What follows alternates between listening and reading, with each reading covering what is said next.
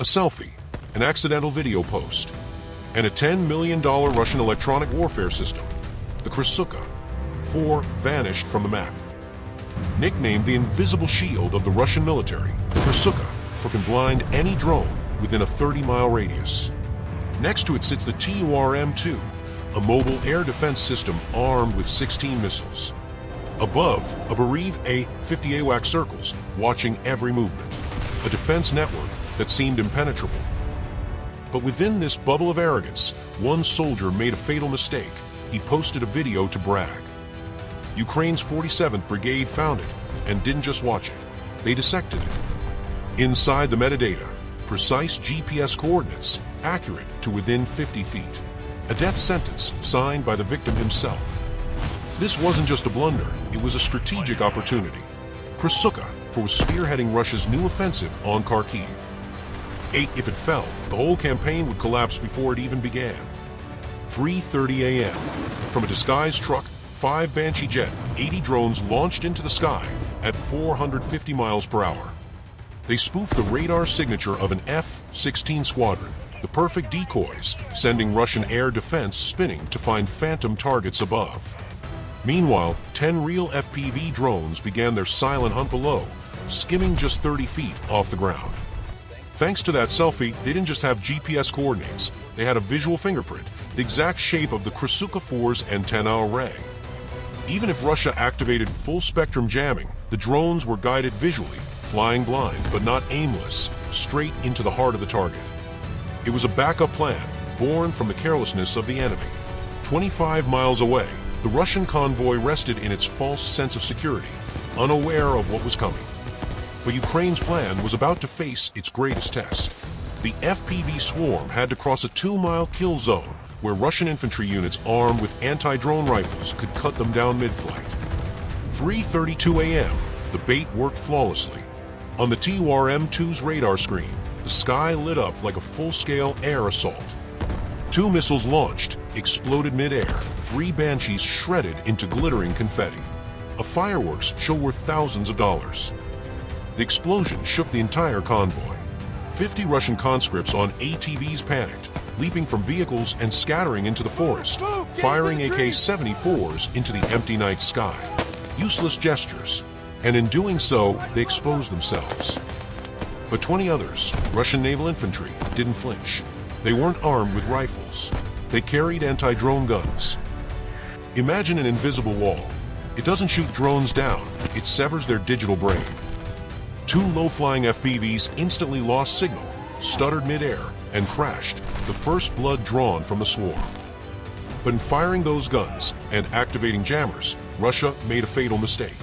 They revealed the operating frequencies of their TUR-M2 air defenses and jamming units to all of Ukraine.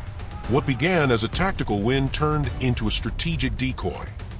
In Kiev, Losser's team was listening and waiting. For this exact moment, they had a drone prepped. Not with a bomb, but with a tiny jammer. It was pre-programmed with the now exposed frequency. It flew in low and silent and fired a high-energy jamming pulse straight into the Krasuka-4's receiver. On the operator's screen, nothing. Just white. A blue screen of death in wartime. He was now blind, deaf, and powerless. With the brain of the convoy paralyzed, the rest of the swarm surged forward. 7 FPVs shut off radio contact completely, now flying silent, using only gyros and preloaded satellite maps, invisible to anti-drone guns. And the conscripts, those panicked soldiers now hiding in the woods, had just turned the forest into a kill zone. 3 FPVs were retasked to hunt down and eliminate each heat's signature the soldiers had just revealed. The ground defense network was broken, the shield of Russian electronic warfare blinded. But this victory came with a cost. When you dominate the ground, the enemy comes for you from the sky. 3:34 a.m. A command was issued to Russia's most valuable airborne asset, the bereaved A-50 mainstay, airborne early warning and control, circling at 30,000 feet. Disabling the Krasuka-4 was like kicking a hornet's nest. But the danger wasn't from the ground-bound hornets. It came from the massive eye that had just opened in the heavens. From that altitude, the A-50 sees differently. It doesn't rely on bouncing radar off trees or buildings. It sees in heat, With ultra-sensitive infrared sensors, even the tiny motors of low-profile FPVs, invisible to radar, now appeared as bright red embers against the cold landscape. The A-50 isn't a weapon. It's the command brain for Russia's entire air defense network. Its onboard computers instantly calculated the swarm's position and trajectory, then relayed real-time targeting data to the TOR M2 batteries below. The intercept was nearly flawless. Just seconds ago, the TORs were blind, jammed, confused. Now, with the A-50 guiding them, they could see everything. Not a moment's hesitation, a multi-million-dollar missile soared into the night, streaking toward the heart of the FPV swarm like a laser-guided spear. This was no random panic launch. This was precision retaliation, a calculated strike straight into the swarm's core. On the ground, chaos reigned, but Russia's naval infantry units responded with blistering speed. With their electronic shield shattered, they pivoted instantly to active maneuver warfare. Light tactical vehicles screamed through the darkness, each carrying squads of 5 to 6 Marines.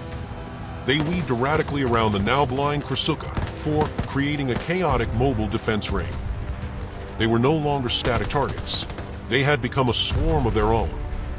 And under skies lit by flame and smoke, this was a true nightmare. The drone operators had just 8 seconds before impact.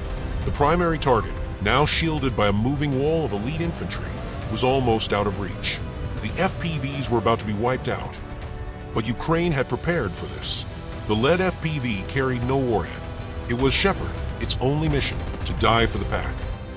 As the missile closed in, Shepard deployed a 30-meter fiber optic cable, trailing an ALE-50 decoy modified for radar amplification.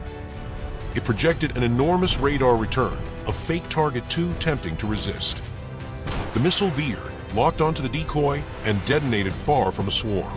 Both it and Shepard were gone, but the rest of the drones had space to breathe. Immediately, the objective shifted, neutralized the bodyguards.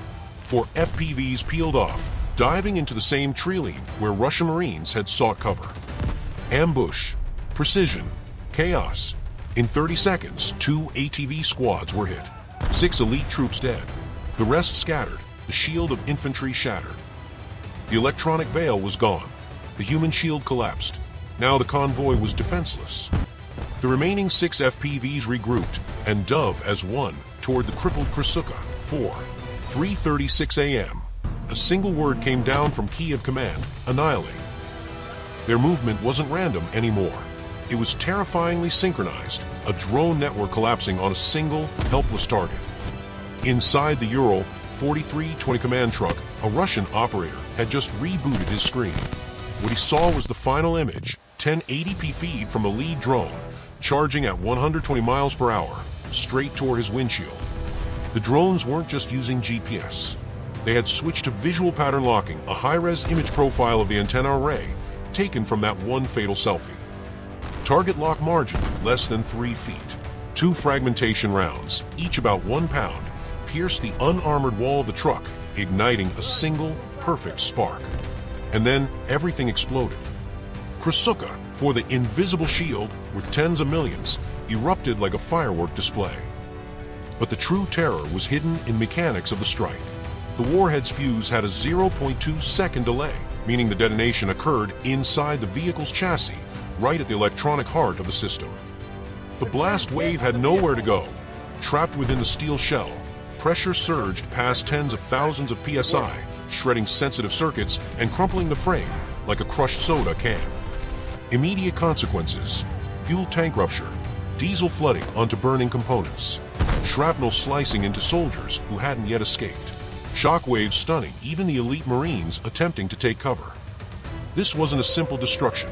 It was a targeted annihilation, engineered to cause maximum lethality in minimum space. And after the fire came silence. Survivors grabbed radios, tried to call for support, only to be met with dead air.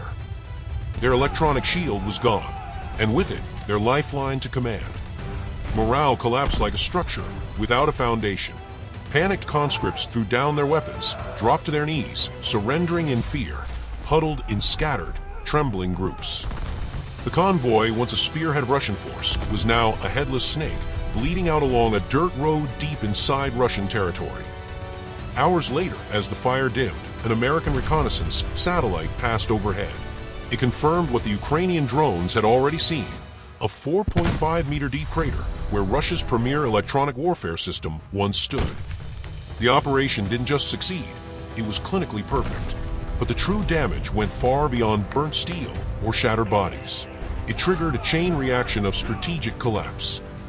With Krasuka, 4 gone, 12 T-90 tanks and 20 BMP, 3 infantry vehicles became sitting ducks for Ukrainian artillery, which already had their GPS coordinates. Fuel and ammo trucks, parked farther back, were now paralyzed. No more resupply. The entire logistics chain feeding Russia's Kharkiv offensive was cut at the source. In the 48 hours of chaos that followed, Russian command structure fell into disarray. Ukrainian forces seized the moment, launching 3 simultaneous counterattacks near the border. The Russian offensive wasn't just stalled, it was pushed back in panic. But the most devastating blow came at the top. Suspicion infected the officer corps. Finger-pointing began. A manhunt for the one responsible for the selfie leak was launched, turning the command post into a hive of fear and paranoia. It all traced back to a single foolish act. A soldier wanted to go viral. One selfie, and that was all Ukraine needed to unlock an entire Russian offensive. With just a few $1,000s worth of FPV drones, Ukraine hadn't just destroyed a convoy, they crippled a major offensive, humiliated a crack unit, and proved the defining truth of modern warfare. Victory doesn't belong to the side with the most expensive weapons, but to the one who exploits the enemy's mistakes fastest.